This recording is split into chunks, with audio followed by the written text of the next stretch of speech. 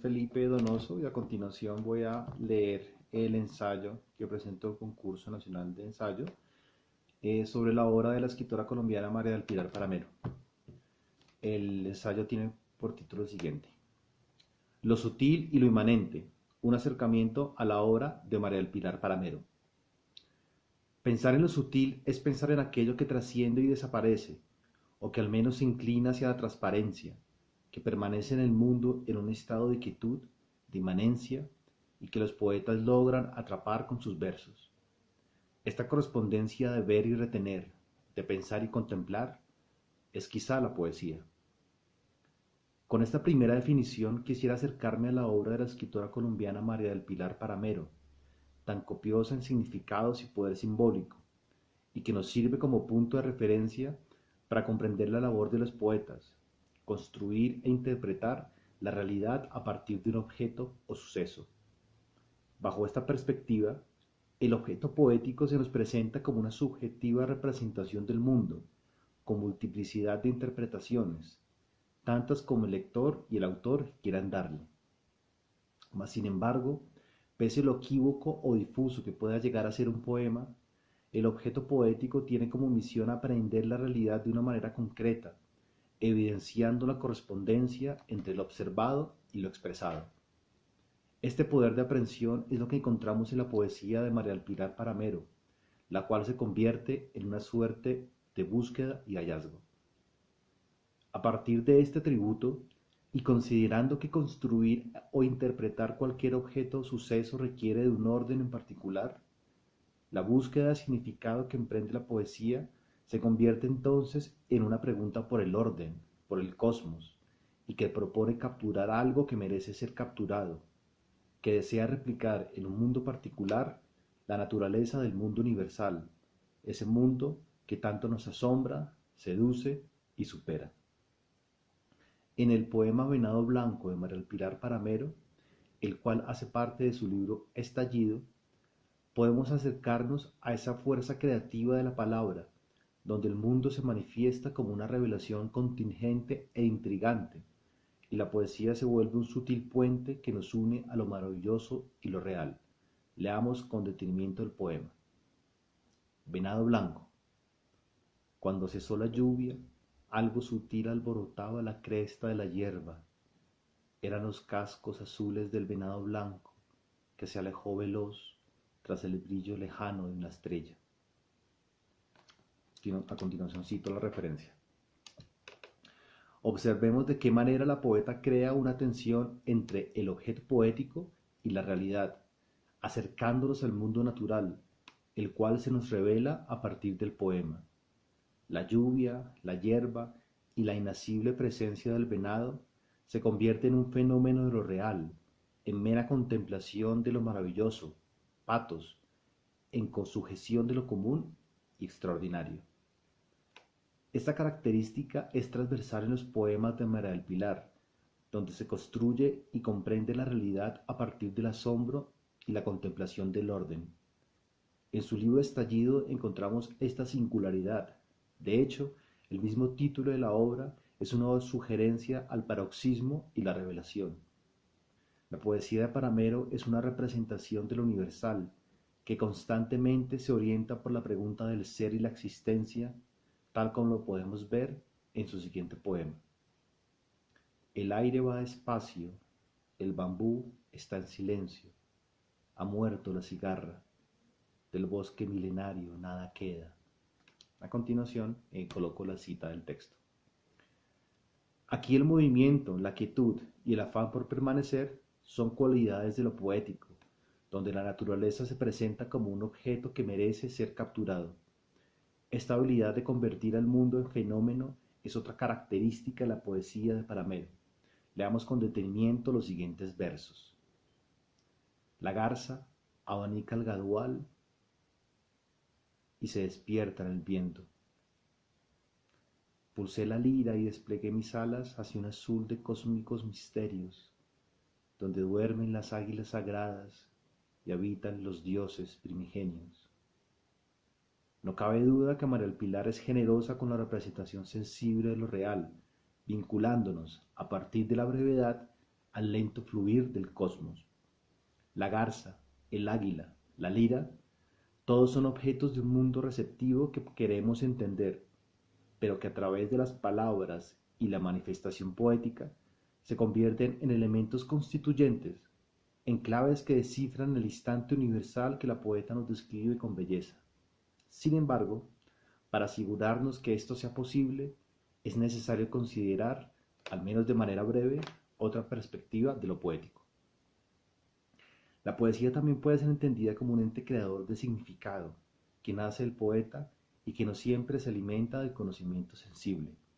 La poesía intimista es prueba de ello. El objeto poético no nace de lo exterior, no es algo que nos acerque al mundo que no ocupamos, sino al contrario, la creación es interior y absoluta, es totalitaria, donde el objeto y la pregunta por lo poético coinciden con el poeta mismo.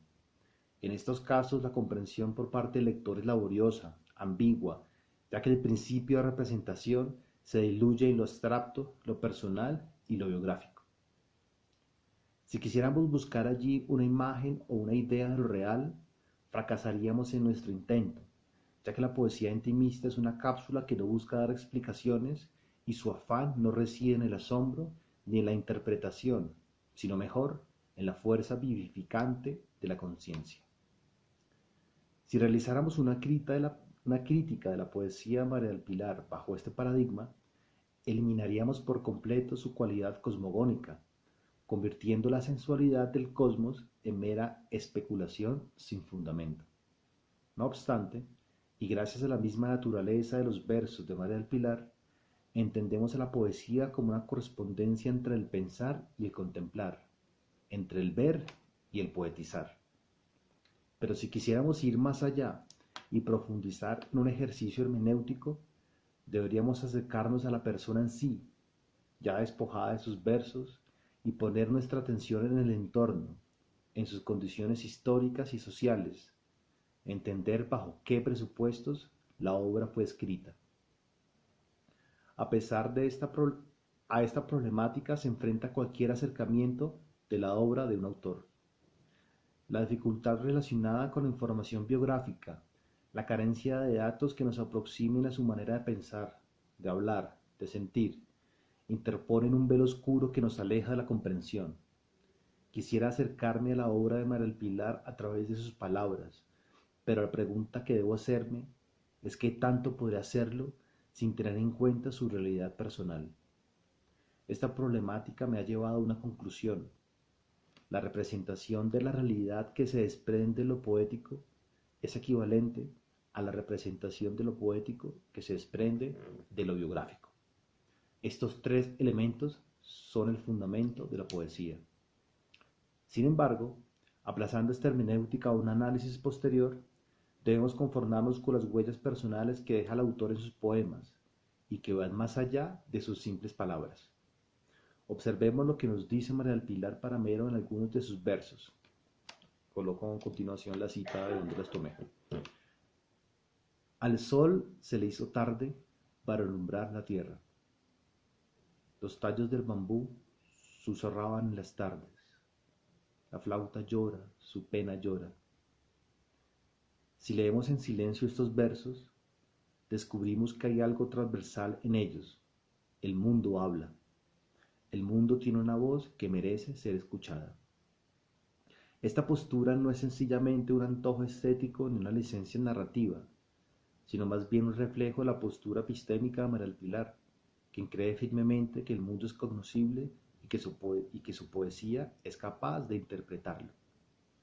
En el texto Teoría y Juego del Duende del poeta Federico García Lorca, el poeta Federico García Lorca nos presenta un concepto que nos habla de cómo el artista asume su arte, al cual denomina en sus propias palabras como el duende.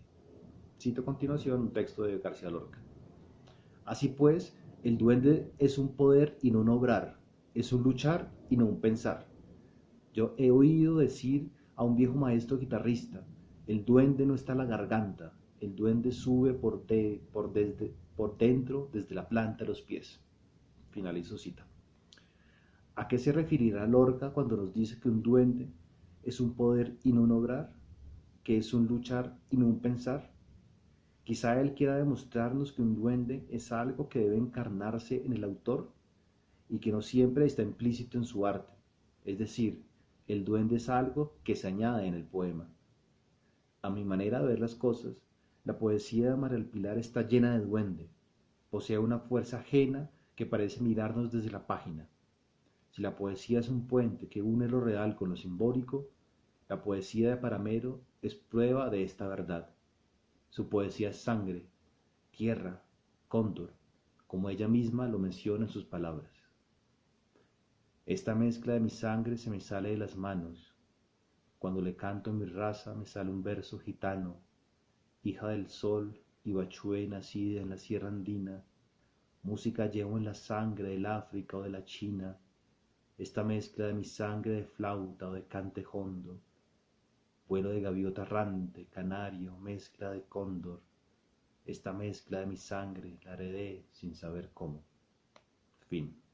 Y a continuación doy las respectivas referencias del ensayo. Muchas gracias. La cultura es de todos. Ministerio de Cultura.